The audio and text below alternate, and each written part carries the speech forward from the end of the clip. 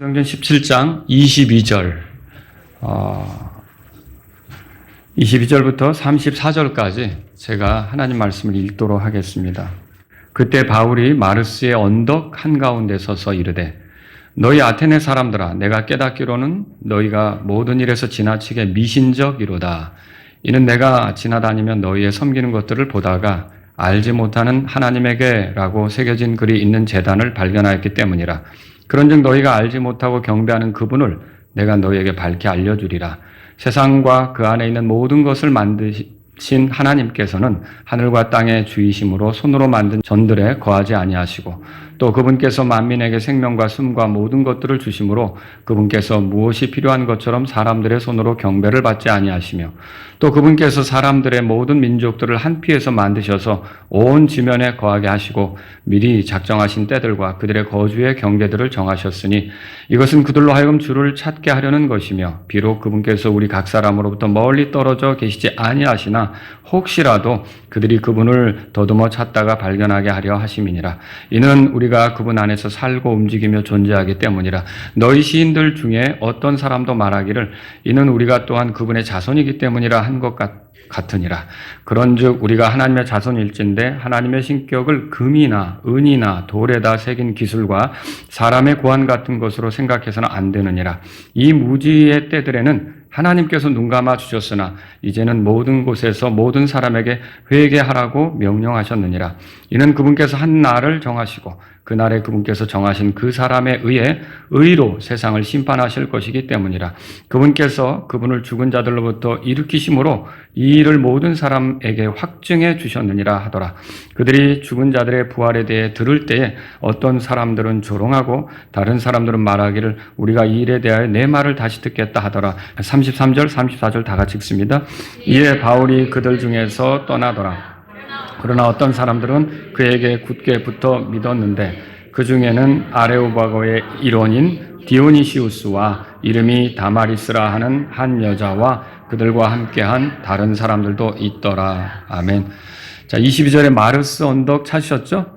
자, 바울이 아테네에서 선교 이제 예수님을 전하려고 이렇게 노력을 했던 거죠. 선교 활동을 하는 중에 거기에 있던 철학자들이 바울을 마르스 언덕으로 데려갔죠.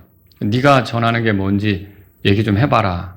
그래서 결국은 이 마르스 언덕에 서서 바울이 이제 그들 앞에서 선포하는 거예요. 어떻게 보면 마르스 언덕에서 설교하는 거죠. 그래서 그 그리스의 사람들을 앞에 두고 그 아테네 사람들을 앞에 두고 말씀을 전하는데 그래서 오늘 제가 마르스 언덕에서의 설교 이런 제목으로 여러분에게 말씀을 드릴게요. 그리스 사람들은 그 철학에도 조예가 깊었고 학문적으로도 굉장히 발달한 그런 사람들이죠. 그래서 이제 유럽 전역에 이들의 사상, 이들이 이제 생각하는 거, 이들이 그 갈고 닦은 학문 이런 것들을 이렇게 전파하는 그런 위치에 있었거든요. 특히 아테네 사람들이. 근데 그런 위치에 있었음에도 불구하고 아테네 사람들의 문제는 뭐냐? 똑똑하기는 한데 영적으로는 무지하다는 거예요. 그게 이들의 문제인 거죠. 그래서 마르스 언덕에 서서 바울이 하려고 했던 건 뭐냐면 이들이 이렇게 똑똑하지만 영적으로는 어둡기 때문에 이들이 반드시 알아야 될 것을 일깨워주고 싶었던 거죠. 그래서 거기 서서 이 아테네 사람들에게 한번 생각해 보라고 말하자면 바울이 알고 있는 그런 것들을 던져주는 거죠. 자, 마르스 언덕은 그 앞에 거기 보면 19절에 아레오바고라고 찾으셨죠. 같은 장소라 그랬죠. 여기는 예전에 이제 그 오래전부터 어떤 일이 있었냐면 법정으로 사용이 되는 거예요. 그러니까 뭐가 문제가 있을 때 판단하는 그런 장소. 근데 이제 지금은 어떻게 사용되고 있냐면 이렇게 새로운 어떤 사상이나 생각을 가지고 있는 사람이 있다면 거기에 세워서 네가 얘기하는 게 어떤지 한번 들어보자. 네 말이, 네 가르치는 게 뭔지 한번 들어보자. 그래서 괜찮다고 여기면 그들이 설령 온전히 따르지는 않더라도 너도 그럼 여기서 가르쳐라. 이렇게 할 수가 있는 거죠. 근데 정말 이상한 거다 그러면 여기서 떠들지 말고 가라고 추방시킬 수도 있는 거고요. 그런 어떤 말하자면 모임이 열리는 곳이 아레오바고 마르스 언덕이다. 그렇게 말할 수가 있는 것입니다. 자, 그래서 바울은 여기에 보면 19절에 새로운 교리라고 찾으셨어요? 예, 그 다음에 20절에 보면 생소한 어떤 것들 찾으셨죠? 이런 것들을 그 아테네 사람들에게 말해주기 위해서 거기 마르스 언덕에 섰던 거죠. 자, 개역성경 사도행전 17장 20절 끝에는 뭐라고 나오냐면 이렇게 돼 있어요. 범사에 종교성이 많도다. 옛날 성경에 그렇게 돼 있어요. 근데 우리가 보는 이 성경에는 어떻게 됐냐면 너희가 모든 일에 지나치게 미신적이로다 이렇게 말하고 있어요. 여러분 미신은 알죠? 그 맹신은 옳고 그름을 따지지 않고 무조건 믿는 게 맹신이고 미신은 뭐예요? 정확한 근거도 없이 믿는 거죠. 예를 들면 그죠. 시험 보는 날 미역국 먹으면 이거 미신이죠. 미역국 먹어도 잘 보는 사람은 잘 볼 수 있는 거죠. 그렇죠? 글씨를 빨간색으로 이 사람 이름을 쓰면 죽는다. 그게 미신이죠. 그 이제 옛날에 죽은 사람을 빨간색으로 써 버릇하다 보니까 죽음을 부른다. 그렇게 이제 생각한 거죠. 그리고 또 숫자를 사자를 싫어하잖아요. 엘리베이터도 사자에는 F라고 붙어 있잖아요. 그리고 그 사자가 한자로 죽을 사자하고 발음이 같으니까 그거 괜히 기분 나쁘게 피하려고 하는 거죠. 이런 게 다 미신이죠. 미신이죠. 근데 여러분 무엇보다도 또 뭐가 미신이냐면 우상숭배가 미신이에요. 그 우상들을 섬기는 거는 정확한 어떤 근거가 없는 거예요. 사람들이 그렇게 생각해내서 만들어낸 것들을 섬기는 거죠. 그러다 보니까 이 굉장히 아주 그 우상숭배가 미신적인 거죠. 근데 이 말은 어떻게 보면 그리스 사람들, 아테네 사람들이 듣기에는 야, 믿는 신들이 대단히 많구나. 이렇게 칭찬처럼 들리긴 하지만 사실은 바울이 이 사람들에게 그들의 미신을 부드럽게 지적하면서 이제 그게 문제가 있다는 것을 이렇게 넌지시 이야기하는 것이다라고 하는 거죠. 자, 그래서 바울이 이들에게 얘기를 하는데 뭘 발견했냐면 이거예요. 그럼 왜 미신적이라 그랬냐면 자, 이 아테네에는 신상들이 얼마나 있다 그랬어요? 약 지난주에 3만 개 정도 있다 그랬죠. 여기 가도 신상 세워놓고 저기 가도 신상 세워놓고 여기저기 신상을 많이 세워놓고 가다가 비는 거죠. 도와달라고 비는 거죠. 그렇게 이 신단지가 굉장히 많은 게 아테네라는 도시예요. 이 마을이 그렇다는 거죠. 그런데 가다 보니까 또 뭘 발견했느냐 바울이. 자, 여기 보면 23절에 알지 못하는 하나님에게라고 새겨진 제단도 있었어요. 그러니까 뭐 이 신은 어떤 신이다, 이 신은 어떤 신이다 이렇게 이름이 다 있겠지만 어떤 제단에는 우리가 빼먹은 신이 있을지 몰라. 우리가 빼먹은 신이 있을지도 몰라. 그래가지고 알지 못하는 어떤 신, 알지 못하는 하나님에게 만들어드린 제단 이런 식으로 표현된 것이 있었다는 거죠. 그러니까 얼마나 이 우상숭배에 깊이 빠져 있었는지 알겠죠. 여러분이 이걸 보면 똑똑하고 철학적이고 공부 많이 한 그런 사람들인데도 이게 이렇게 그 영적으로 어두우면 안 되는 일, 하면 안 되는 일을 하고 있다는 거죠. 그러니까 여러분 뭐 대학에서 경영학을 전공하고 경영학 석사가 돼도 이런 사람들이 회사를 차리게 되면 어떻게 하느냐? 또 돼지 머리를 또 하나 딱 갖다 놓고 입에다 10,000원짜리 물리고 그 앞에서 어떻게 해야죠? 그게 근거가 있어요? 이게 근거가 없는 거죠. 이게 다 우상숭배인데 미신적인 일이라는 거죠. 아니 그렇게 똑똑한 사람이 왜 그렇게 배운 사람이 거기 근거도 없는 것 앞에 돼지 앞에서 도와달라고 비는 걸까? 그것도 목단 돼지에게. 그렇지 않습니까? 예. 그렇게 이렇게 빌고 있는 것을 보면 이게 영적으로 어둡기 때문에 이렇다라고 하는 거죠. 영적으로 어둡기 때문에. 그래서 바울은 여기서 이 사람들에게 진짜 이들이 섬기는 그런 우상들이 아닌 참 하나님에 대해서 알려줘야겠다고 생각한 거죠. 여러분, 하나님을 믿는다 그렇게 고백하는 사람이 다 구원받은 겁니까? 그렇진 않죠. 유대인들도 하나님을 믿는다고 하지만 구원받지 못한 사람도 있죠. 그러면 무엇이 문제일까요? 하나님께서 죄인들을 가까이 하시기 위해서 보내신 분이 있어요. 누구예요? 예수님이에요. 이 예수님을 제껴놓고 하나님을 믿으면 아무리 하나님을 믿는다고 해도 소용이 없어요. 하나님이 보내신 예수님을 내 구주로 믿고 나의 주님으로 믿고 예수님을 통해서 하나님을 믿어야 그게 진짜 하나님하고 가까워지는 길이죠. 근데 예수님은 제껴놓고 자기 힘으로 하나님께 잘한다고 하는 것은 우상숭배랑 똑같은 거예요. 어떻게 보면 뭔가 중요한 게 빠져 있는 거가 되는 거죠. 여러분, 그래서 복음을 통해서 사람들이 하나님께로 오려면 먼저 뭘 알아야 되느냐? 하나님이 어떤 분인지를 알 필요가 있어요. 그래서 하나님에 대해서 들려주는 게 필요한 거예요. 그러니까 하나님을 들어도 거부하는 사람이 있겠지만 그래도 하나님을 모르는 사람은 하나님이 심판한다. 그거 깊이 와닿지 않을 수도 있어요. 근데 하나님이 계신 게 맞아. 그러면 여러분 그때는 이제 하나님의 말씀이라는 걸 가볍게 생각하지 않게 되죠. 그래서 하나님에 대해서 들려주는 것이 필요하다는 거예요. 여러분과 제가 복음을 전할 때 하나님이 이 어떤 분이시라는 걸 알려줄 필요가 있는 거죠. 그래서 믿음은 뭐예요? 믿음은 이제 들으면서 오고 하나님 말씀이라고 그러는데 하나님을 기쁘게 드리는 게 믿음이죠. 그런데 믿음은 뭐예요? 하나님이 계신 것과 그분께 나아갈 때 하나님이 계신 것과 그분을 부지런히 찾는 자들에게 보상해 주시는 분이심을 믿어야 된다. 그렇게 말하고 있잖아요. 그러니까 하나님을 알려주는 게 필요한 거죠. 그래서 바울이 이 마르스의 언덕에서 그 그리스의 사람들, 아테네 철학자들, 아테네 사람들에게 하나님이 어떤 분이신지를 소개하는 거예요. 그걸 오늘 살펴보겠어요. 한 6가지로 여기에 나오더라고요. 첫 번째, 24절에 보면요. 세상과 그 안에 있는 모든 것을 만드신 하나님, 그렇게 써 있죠. 그러니까 하나님은 누구냐면 창조주이세요. 하나님은 창조주이세요. 이 당시 에피쿠루스 학파라고 하는 철학자들은요, 하나님이 창조한 게 아니라 만물이 원자로 이루어졌다고 보는 거예요. 그 원자가 이렇게 형성이 돼서 물질이 되고 죽는다는 건 뭐냐면 이 원자의 체계가 와해돼가지고 사라지는 거예요. 그리고 새롭게 생기는 거는 원자가 이탈해서 다른 것하고 이렇게 조합을 이루어가지고 뭐가 새롭게 생긴다고 보는 거죠. 그리고 또 스토아 학파들은 어떻게 믿었냐면요. 이 철학자들이 만물 안에 신이 내재되어 있대요. 여기저기 다 신이 들어있는데 신이 인격적인 존재가 아니라 뭔가 스며 있다는 거죠. 그래서 자연이 곧 신이다. 이렇게 얘기도 하죠.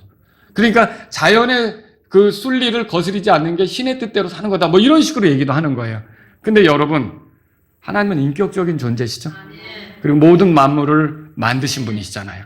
그러니까 이게 그들이 말하는 것과 다르다는 거죠. 그래서 하나님께서는 24절에 말씀한 대로 세상과 그 안에 있는 모든 것을 만드신 분이세요. 그러면 여기 모든 걸 만드셨다면 아테네 사람들도 포함될까요? 당연하죠. 아테네 사람들도 하나님 만드신 거예요. 근데 여기서 이 표현을 왜 할까요? 여러분, 아테네 사람들은 신들을 만들었어요. 근데 하나님이 모든 걸 만드신 거예요. 그러면 이 아테네 사람들은 만들어진 신을 섬기고 있고, 누가 만들었어요? 자기들이 만든 거잖아요. 그런데 바울이 전하는 하나님은 그런 하나님이 아니라 모든 걸 만드신 그분이에요. 이거 완전히 다르죠. 그래서 바울이 하려고 하는 말은 뭐냐면 니들이 만들어낸 신 말고 세상과 모든 것을 만드신 그 하나님을 섬겨라. 이런 뜻으로 얘기하는 거죠. 하나님은 창조주신 거예요. 그래서 우리가 여기서 하나님은 사람에서 만들어질 수 있는 존재가 아니라 오히려 모든 사람과 모든 세상에 있는 것들을 만드실 수 있는 분이다. 창조주시다. 그걸 발견하게 되는 거죠. 두 번째로 뭘 얘기하느냐면요. 24절 그 뒷부분에 보면 하늘과 땅의 주시라고 돼 있어요. 그래서 두 번째로요. 하늘과 땅의 주이신 하나님이세요. 하나님은 하늘과 땅의 주이세요. 그러면 여기서 왜 이 말을 했을까요? 하늘이 얼마나 넓어요? 여러분, 하늘을 우리가 다 이렇게 거머쥘 수 있어요? 생각 못하죠. 하늘이 그만큼 굉장히 넓다는 거죠. 땅은 또 얼마나요? 자, 여러분 중에 지금까지 살아오면서 나는 안 가본 곳이 없다. 이렇게 말할 수 있는 분 있어요? 저기 이 서부 개척 시대에 어떤 사람들은 서부까지 여행하기도 하지만 역사 자료 같은 거 보면 어떤 여자는 태어나서 자기가 태어난 곳에 200m 그 마을 안팎을 넘어가지 않고 거기서만 왔다 갔다 하면 살았던 사람도 있대요. 얼마나 좁게 사는 거예요. 그렇죠? 그런데 여러분, 우리가 좀 여행도 다니고 여러분 비행기 타고 여행도 다녀보셨을 거예요? 그러면 어떻게 모든 땅을 다 밟아보셨는지요? 이게 뭔 얘기하는 거예요? 그만큼 이 하늘과 땅의 주인이신 그분은 광대하시다. 사람이 다 측량할 수 없다. 그만큼 넓다. 이거를 얘기해 주고 있는 거죠. 그런데 보세요. 바울이 마르스 언덕에서 설교할 때 거기에 마르스의 신전도 있고요. 파르테논 신전이라고 지난주에 말씀드렸죠. 그 신전도 눈에 들어오는 곳에 있었다고요. 그 신전을 건축하기 위해서 사람들이 건축 기술을 개발할 정도였어요. 이게 어떻게 하면 쓰러지지 않을까? 이게 어떻게 하면 둥글게 해서 어떻게 아름답게 할까? 이런 모든 것들을 수학적으로 계산하면서 기구들을 만들어가지고 그 거대한 그 건축물을 만들어낸 거죠. 그럼 보면 사람들이 거기에 들어가면 뭐가 있는 것 같고 딱 이렇게 어떤 중압감에 뭐가 이렇게 진짜 신이 거기에 있는 것 같은 생각이 들 정도로 장엄한 건물을 만들어냈단 말이죠. 그런데 하나님께서는 하늘과 땅의 주이시고 광대하기 때문에 사람이 손으로 만든 전, 거기에 갇혀 계시지 않아요. 사람이 만들어낸 신상, 그 안에만 들어있지 않다는 거죠. 이게 바울이 이런 설교하는 거는 과거에 스데반이 돌 맞아 죽을 때 바울이 거기 증인으로 있었잖아요. 그때 했던 말을 그대로 하는 것과 같아요. 지금 바울이. 한번 찾아보세요. 사도행전 7장입니다. 사도행전 7장 48절. 그럼에도 불구하고 예언자가 말하는 것처럼 지극히 높으신 이께서는, 하나님은 지극히 높으신 분이죠? 여기 뭐라고 써있어요? 손으로 만든 성전들에 거하지 아니하시나니 기록된 바. 이게 어떻게 하나님을 성전에 가둘 수가 있어요? 우리야 갇히죠. 사람이야 갇히잖아요. 근데 하나님을 어떻게 한 장소에 가둘 수가 있냐는 거죠. 그분은 어디나 계시는 건데. 그렇죠? 49절 다 같이 읽습니다. 주께서 이르시되 하늘은 나의 왕자요 땅은 나의 발받침이라. 너희가 나를 위해 무슨 집을 짓겠느냐? 또한 내가 안식할 처소가 무엇이냐? 50절도 맞아요. 이 모든 것이 내 손이 만들지 아니하였느냐 하셨느니라. 이 모든 것을 내 손이 만들지 아니하였느냐. 그러니까 모든 게 하나님에 의해서 만들어진 것이고 지극히 높으시고 또 하늘과 땅의 이 주인이시기 때문에 하나님께서는요 어떤 건물에 갇혀 계시지 않는다는 거죠. 그래서 이걸 통해서 바울이 뭘 얘기하는 거예요? 너희들은 이런 웅장한 건물 만들어 놓고 여기에 뭐 신들이 있는 것처럼 또 어떤 신상을 만들어 놓고 신이 그 안에 들어있는 것처럼 이렇게 얘기하는데, 너희들이 알지 못하는 그 하나님은 그런 분이 아니야. 이분은 하늘과 땅의 주인이신데 어떻게 이런 돌덩이에 여기 갇혀 계셔? 그 안에 있어? 어떻게 거기다 기도한다고 그 안에서 응답해? 어디나 계시는 거지. 그리고 어떤 집에 갇혀 계셔? 천만에 그거 아니야. 너희들은 잘못 생각하고 있어. 이런 식으로 하나님은 그런 분이 아니셔라고 얘기하는 거죠. 세 번째로요, 하나님은 만민의 공급자이십니다. 25절에 보세요. 사도행전 17장 25절에 그분께서 만민에게 뭐라고 돼 있어요? 생명과 숨과 모든 것들을 주셨다, 그렇게 돼 있죠. 이 당시 아테네 사람들이 무슨 생각을 했냐면요, 이렇게 생각을 했어요. 거기 그 그리스에는 신들이 많잖아요. 그 신들은 사람들의 기도를 필요로 한다는 거예요. 그리고 사람들이 기도해 주지 않으면 그 신들이 약화된다는 거예요. 생존이 힘들어진다는 거예요. 참 희한하죠. 그래서 신들이 기도를 원한다는 거죠. 그들이 더 강력해지기 위해서. 그래서 여기저기 신상들을 세워놓고 사람들에게 계속 기도를 요구한다는 거죠. 여러분, 우리가 기도하든 기도하지 않든 하나님은 주권자로서 자신이 원하시는 일을 할 수 있죠. 근데 물론 기도하는 걸 원하시죠. 근데 우리가 기도하지 않으면 그분이 힘이 약해지니까 그런 겁니까? 아니죠. 하나님은 우리에게서 뭔가 필요해가지고 우리에게 막 요구하는 겁니까? 아니죠. 물론 하나님은 우리가 마음으로부터 원해서 드리는 걸 기뻐하세요. 우리가 마음에서부터 경배하는 걸 하나님은 기뻐하셔요. 그러나 하나님은 구걸하시지 않습니다. 우리가 아니라도 돌들로도 찬양하게 하실 수 있다고 말씀하셨어요. 그러니까 그런 하나님이시니까 굉장히 이게 지금 그리스인들은 잘못 생각하고 있는 거죠. 그래서 여기에 보시면 우리가 그걸 알 수 있어요. 뭐 신들에게 뭔가 이렇게 대해줘야 된다, 기도를 해줘야 된다, 그래야 신들이 생존한다 하지만 바울은 뭐라고 말하냐면 아니다. 오히려 하나님이 공급자다.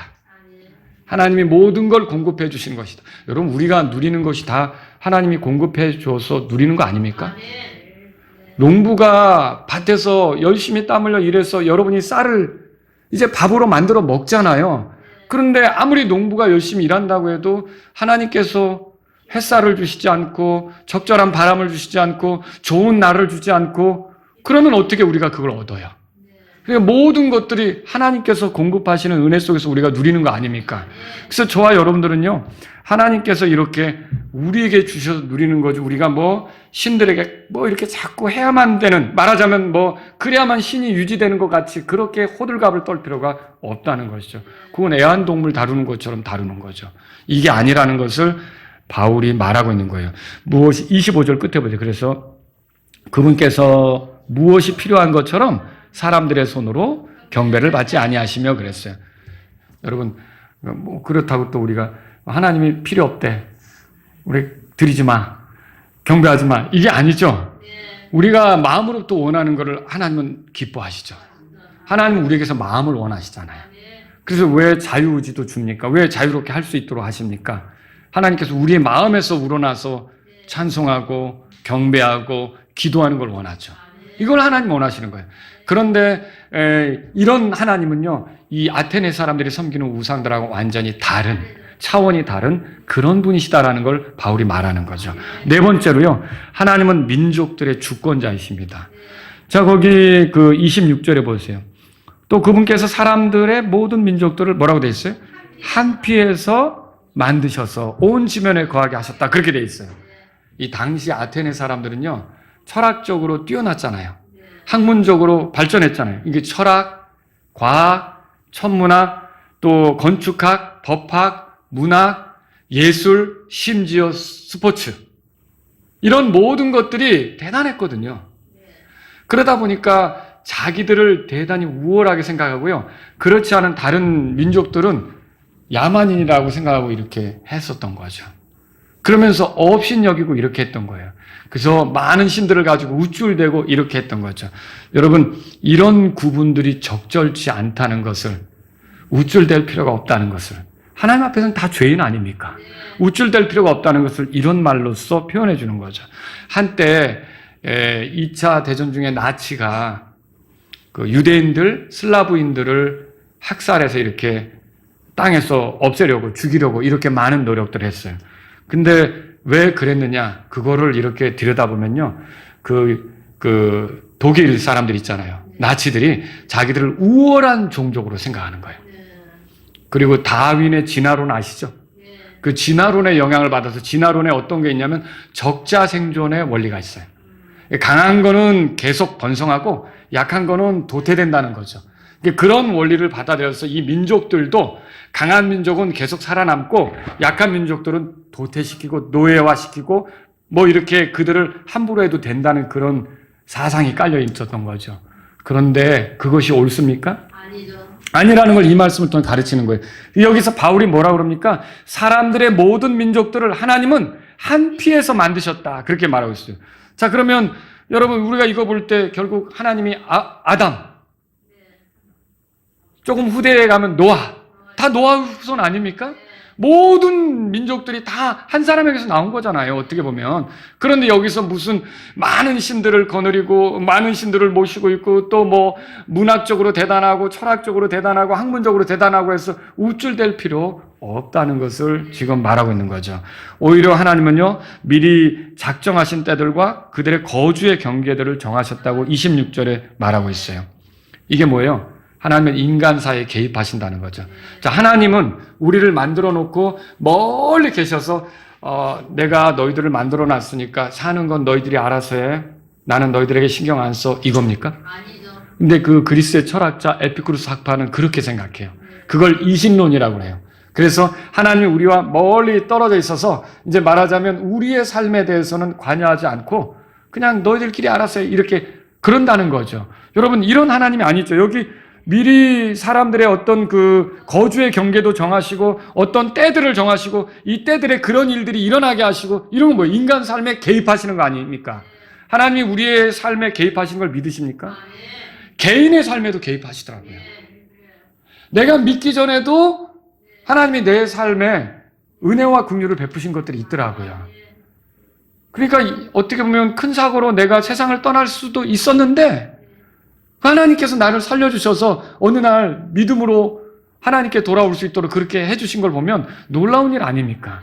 그러니까 이게 하나님께서 인간의 삶에도, 개인적인 삶에도 개입하시고 또 민족들, 어떤 민족이 일어났다가 쇠퇴해서 사라지고 어느 때 이런 것도 다 하나님께서 정하신다는 거죠. 그러니까 하나님은 인간의 이 삶에 깊이 개입하신다는 것을 바울이 말해주고 있다라고 하는 거죠. 그리고 여러분 그렇게 해서 하나님은 어떻게 하시냐면 27절에 보니까 그들로 하여금 주를 찾게 하려는 것이다 그렇게 말했어요.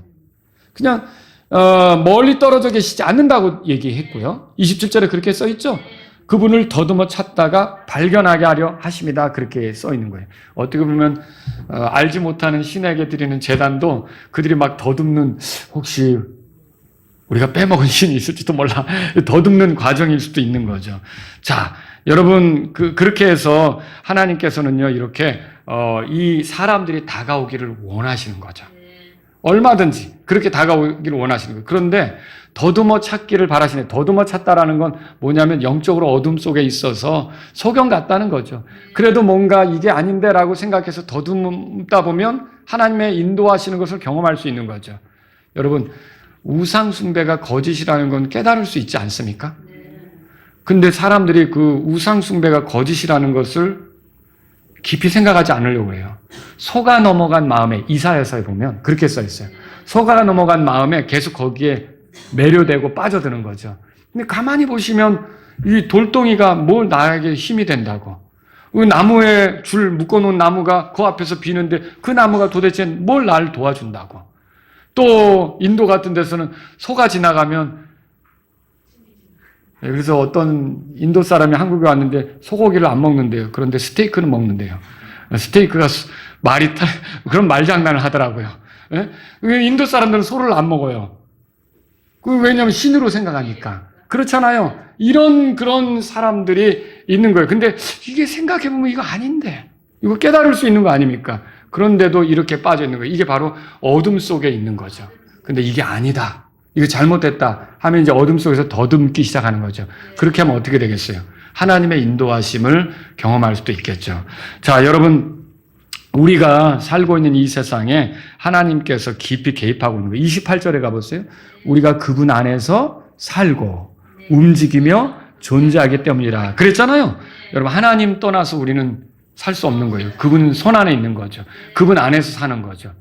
근데 누가 하나님께 대적한다고 해도 결국은 아무것도 아닌 거예요. 하나님께서 이렇게 그냥 후 불어버리시면 그냥 넘어질 수밖에 없는 거죠. 사람들은 그런 존재라는 거예요. 자, 이렇게 해서 그 아테네 사람들에게 우리가 섬기는 하나님은 우리의 삶에 밀접하게 관여하시는 주권자가 되신다는 걸 얘기하는 거죠. 자, 그리고 또 여러분 여기서 뭘 얘기합니까? 28절 거기 뒤에서부터 보면요. 하나님은 인류의 근원이시라는 걸 발견할 수 있어요. 우리가 또한 그분의 자손이기 때문이라. 그 말 찾으셨죠? 당시 아테네 사람들은 3세기 스토아 학파의 시인인 아라투스의 작품을 인용해서 우리가 또한 그분의 자손이다. 그렇게 말들을 하는 거예요. 근데 바울도 이제 그 말을 인용해서 똑같이 얘기한 거죠. 자, 여기서 말하는 자손은 어떤 개념이에요? 모든 인류가 하나님의 자손이라는 건데 이거는 구원받은 은혜를 누리는 그런 사람들이라는 얘기예요? 그건 아니죠.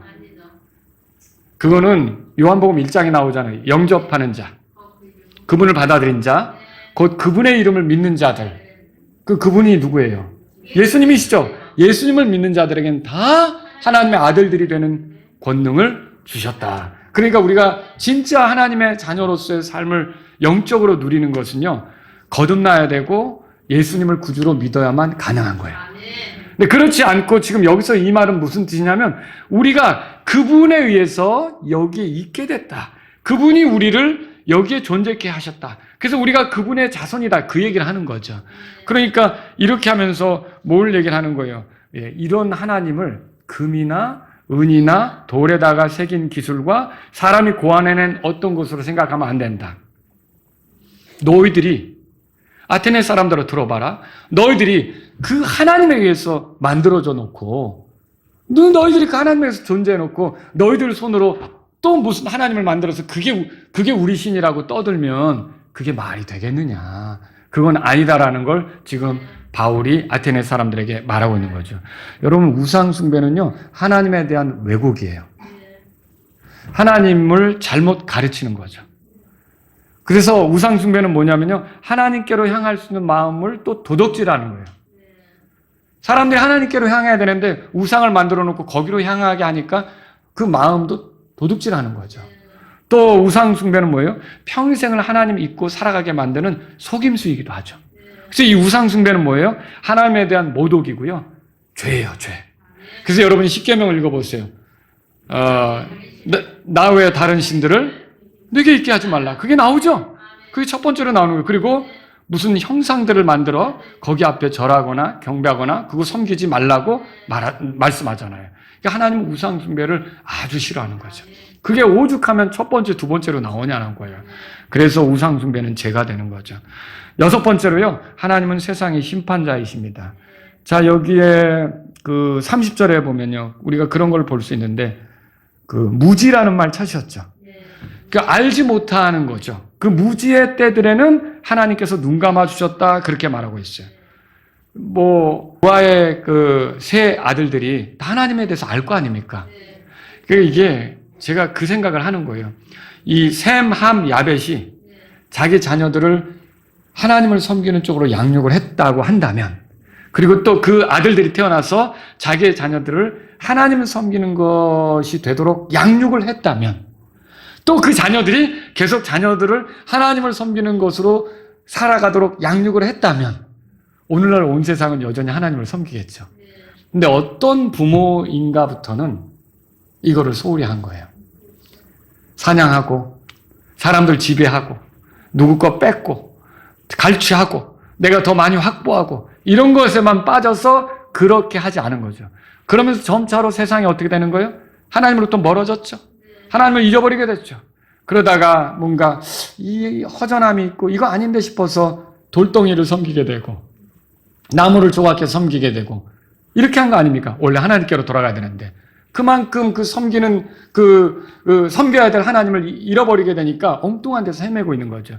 그런데 여기서 그럼에도 불구하고 하나님께서 그 우상 숭배에 빠진 인류를 그런 세대가 됐을 때 다 제거해 버리셨느냐? 그게 아니라 역사가 흘러가게 하셨다는 거죠. 그러면 하나님이 죄를 허락하신 겁니까? 아니죠. 하나님은 죄를 기뻐하시지 않는 거죠. 그렇지만 뭘 하는 거예요? 하나님께서 오래 참아주시는 거죠. 그들이 돌아오기를 바라는 거죠. 그래서 여기서 그렇게 써 있는 거예요. 30절에 무지의 때들에는 하나님께서 뭐라고 돼 있어요? 눈 감아 주셨다. 이게 참아 주셨다라고 하는 거죠. 그런데 하나님께서는요, 그 속에서도 그냥 내버려 두지 않고 조금만 생각해 보면 이게 아닌데. 그래서 여러분 구약에도 이방인들 중에 구원받은 사람들이 있어요, 없어요?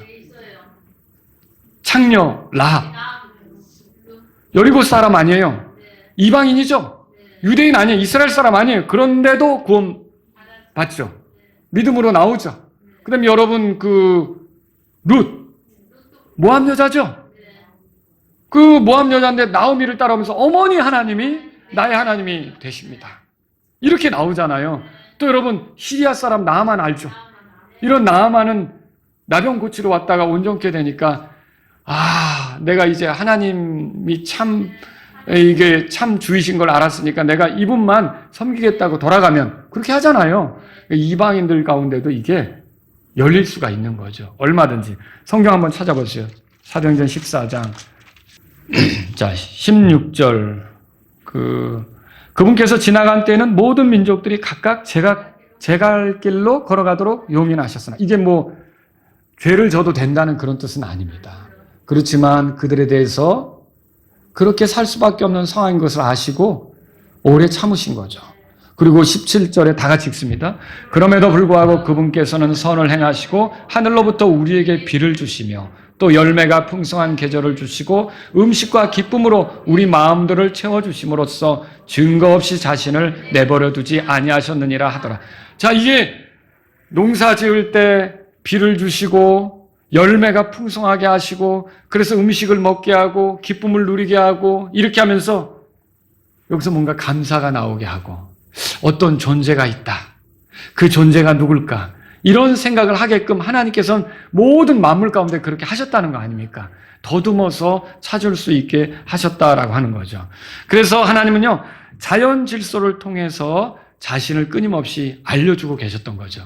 하나님을 알 때 특별 계시가 있어요. 특별 계시로만 아는 거죠. 그건 성경 기록이죠. 하나님의 깊은 것은 성경 기록을 통해서만 알 수 있죠. 그런데 일반 계시로 우리가 자연 만물을 보면서도 누가 계신 것 같아. 이게 이 질서 있는 거 봐. 여러분 밤하늘의 별들을 보시라니까요. 그게 수천 년이 흘러오는데 별자리가 틀어지지 않잖아요. 예, 여기서는 별이 안 보여요. 그런데 제가 우리 막내 아들의 이제 군부대 앞에 갔더니 거기는 시골이라 그런지 별이 쫙 보이더라고요. 이야, 저게 무슨 자리네? 그대로 있네. 그러니까 그 별자리가 틀어지는 법이 없어요. 이거 질서 있는 거 아닙니까? 그러면 여러분 이게 얼마나 놀라운 거예요. 가만히 생각해 보세요.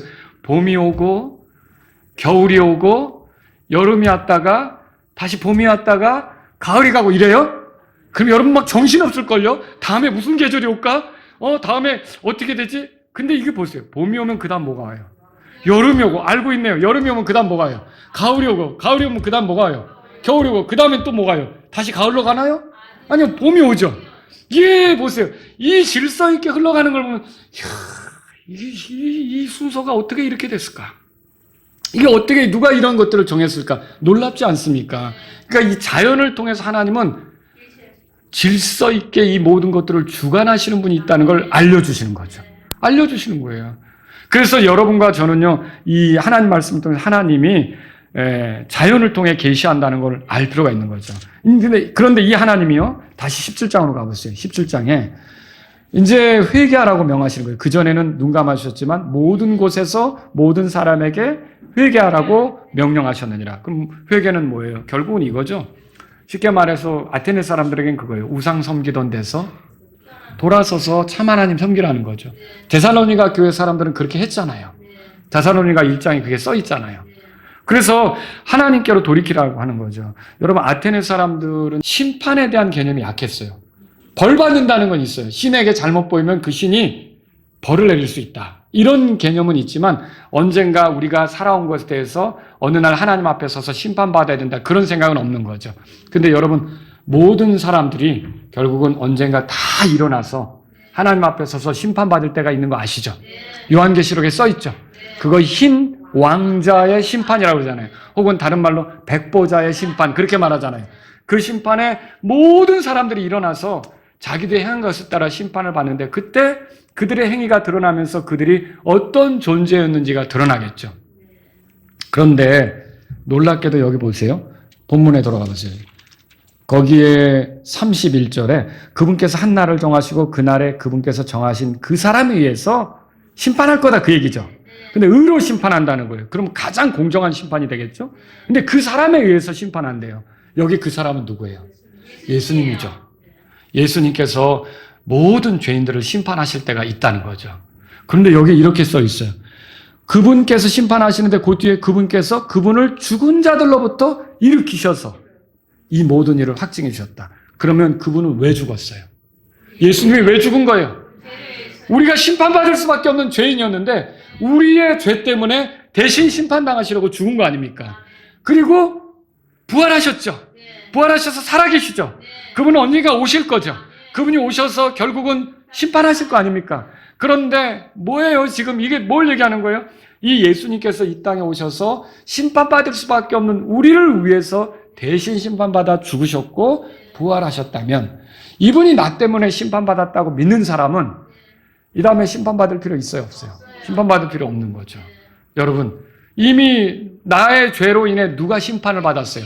예수님 받은 거죠. 그러니까 세상은요, 두 종류의 죄인을 심판하는 장소가 있는 거예요. 하나는 갈보리. 갈보리는 어디에? 십자가가 세워진 곳이죠. 그리고 한 곳은 어디예요? 신왕자 심판석이죠. 거기에 둘 중에 하나예요. 여러분들은 어디서 심판받습니까? 갈보리에서 끝났죠. 예수님이 나의 죄 때문에 심판받은 걸 믿으면 모든 죄인들을 심판해서 지옥에 거기서 불러내가지고 심판해가지고 불의 호수에 던지잖아요. 그 불의 호수로 떨어지는 심판을 당할 필요가 있어요, 없어요?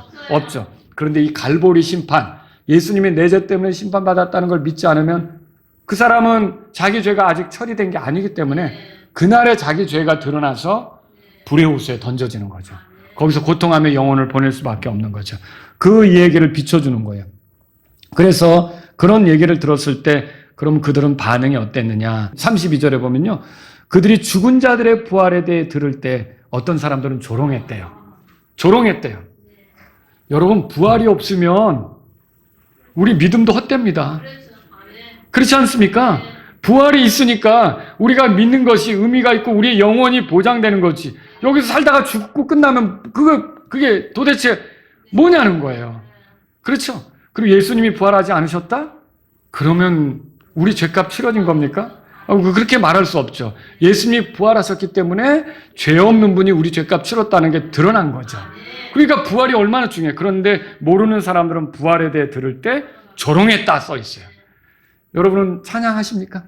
네, 부활하신 주를 주 하나님 독생자 예수 날 위해 죽으시고 부활하시도 우리가 노래하잖아요. 얼마나 귀한 일입니까? 그리고 어떤 사람들은 또 어떻게 했냐면 다음에 우리가 네 말 듣겠다 하고 떠나갔다고 32절에 써 있어요. 그리고요, 그런 가운데 바울이 이제 그들 중에 떠나갔는데 대부분 사람들이 이 아테네에서는 많이 이 설교를 듣고도 믿지를 않았어요. 믿은 사람은 아주 적어요. 누구냐? 34절에 나오죠? 아레오바고의 일원인 디오니시우스. 그렇게 써 있죠. 이 사람은 그러니까 뭡니까? 어떤 재판에 법정에서 관계된 사람이죠. 법정에서 일하는 사람이죠. 그런 사람. 그 다음에 다마리스라고 하는 한 여자. 그리고 그와 함께한 다른 사람들도 있었다. 그렇게 써 있죠. 그래서 여러분이 성경 읽어보면 이 똑똑한 사람들이 모인 곳이었는데도 거기에 교회에 대한 얘기가 다른 데서 찾기가 어려워요. 좀 안타까워요. 어쨌든 믿는 사람들이 있으면 교회는 세워졌겠지만 데살로니가 교회처럼 막 이렇게 소문이 나거나 그러진 못했다는 거죠. 그 말은 무슨 뜻이냐면 이 지역의 사람들은 이렇게 말씀이 선포돼도 그들의 똑똑한 머리를 가지고 계속 어리석음 속에 어둠 속에 살면서 믿으려고 하지 않았다는 거죠. 여러분, 이 말씀을 통해서 우리가 깨달아야 될 게 있습니다. 자, 여러분과 제가 그리스도의 증인으로 살아갈 때 하나님의 말씀을 거부하는 사람들로 당황할 필요가 없어요. 바울도 여러분 지금 하나님에 대해서 전했지만 어떤 사람들은 조롱했고 다음에 또 들어보자라고 미뤘고 많은 사람들이 믿지 않는 그런 결과가 나왔다는 거죠. 말씀을 전한다고 해서 다 받아들이느냐? 그건 아니라는 거죠. 철학과 지식과 논리로 바울의 가르침을 거부하는 사람도 있었다는 거죠. 그들이 거부한다고 해서 바울이 실패한 겁니까? 아니죠. 아테네에서 겨우 소수의 사람들만 믿었어요. 그렇지만 그들은 하나님의 눈에 귀한 자들이죠. 자, 진리를 놓고 논쟁거리로 삼았던 이 그리스의 철학자들은 예수님을 받아들일 수가 없었던 거죠. 이 바울이 아테네를 떠나 고린도로 갈 거예요. 자, 이런 일들이 바울이 복음 전하는 것을 위축시킬 수 있느냐? 그렇진 않다는 거죠. 고린도에 가서 또 성경을 가르치는 일이 되겠죠. 그래서 저와 여러분들이 누군가 여러분이 하나님에 대해서 전할 때, 복음에 대해서 전할 때, 하나님 말씀을 전할 때 거부한다고 해서 여러분들은 낙심할 필요 없어요. 여러분들은 계속 마음이 준비된 사람을 찾을 수 있기를 바랍니다. 계속 복음을 전할 수 있기를 바랍니다. 두 번째로 드리고 싶은 말씀은요, 하나님의 진리를 전달하는 데 있어서 세상에서 발견되는 것들을 사용하시라는 거죠. 바울이 가다가 알 수 없는 신에게 바친 제단, 이딴 걸 만들어놨어 화낸 게 아니라 그걸 가져다가 너희들 이런 거 있지? 하면서 어때요? 그걸 통해서 하나님에 대해서 전했잖아요. 여러분, 그렇다는 거죠.